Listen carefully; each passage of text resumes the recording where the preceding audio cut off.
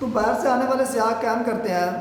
جو مری کے مال روڈ میں سینکڑوں ہوٹل ہے، وہاں پہ آنے والے سیاح سیر کرنے والے لوگ جو ہوتے ہیں وہاں پہ کیمپ کہ وہاں پہ ٹھہرتے ہیں، اپنے دن گزارتے ہیں۔ مری کے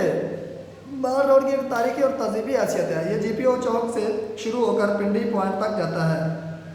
مری کا جو مال روڈ ہے اس کو ایک تاریخی اور تہذیبی حیثیت حاصل ہے، یہ جی پی او پوائنٹ سے شروع ہوتا ہے اور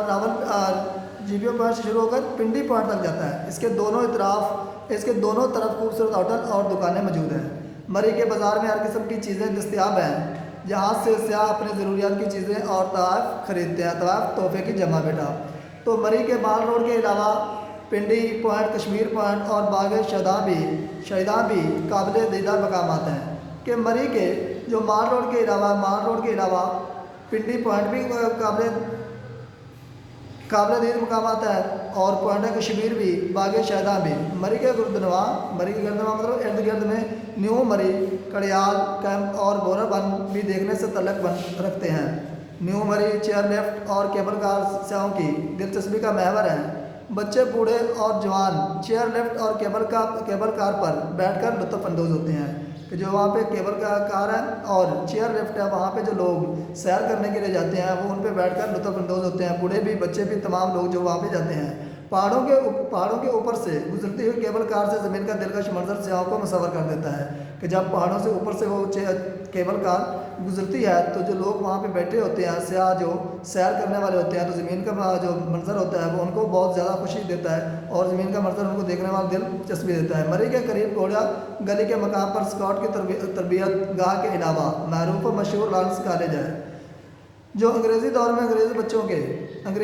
کے لیے اور قیام پاکستان کے بعد پاکستانی بچوں کے لیے تعلیم و تربیت کا اہم مرکز ہے کہ جب انگریزی دور تھا تو وہ کالج انگریزی بچوں کے لیے تھا، لیکن قیام پاکستان بننے کے بعد پاکستان کے بچوں کے لیے وہ تعلیم و تربیت کا اہم مرکز بنا اور لارنس کالج۔ سرد ہواؤں، بلند بالا درختوں پر پرکشش پہاڑوں اور وقفے سے آتی جاتی بادلوں کی ٹولیوں کے بیچوں بیچ پل کھاتی ہوئی ایک سڑک مری کو ایبٹ آباد سے ملاتی ہے۔ اس سڑک کے توسط سے ایوبیہ، خانسا پل، باڑا گلی، نتیا گلی وغیرہ کے سیر انگیز مقامات کی سیر کی جا سکتی ہے کہ جب وہ سرد ہوائیں چلتی ہیں اور پرکشش نظارے ہوتے ہیں تو وہاں سے گزرنے والے جب بادل آتے ہیں، ٹھنڈی ہوائیں چلتی ہیں تو وہاں سے جو ایک سڑک گزرتی ہے وہ مری کو ایبٹ آباد سے ملاتی ہے۔ مری سے وہ سڑک نکلتی ہے اور ایبٹ آباد تک جاتی ہے، تو اس سڑک کے توسط میں، اس سڑک کے درمیان میں جو ایوبی آتا ہے، خانسا آتا ہے، پل اور باڑا گلی، نتیا گلی وغیرہ کا سیر انگیز مقامات کی سیر کی جاتی ہے۔ مری پاکستان کے خوبصورت ترین تفریحی مقامات میں سے ایک ہے کہ مری پاکستان میں جو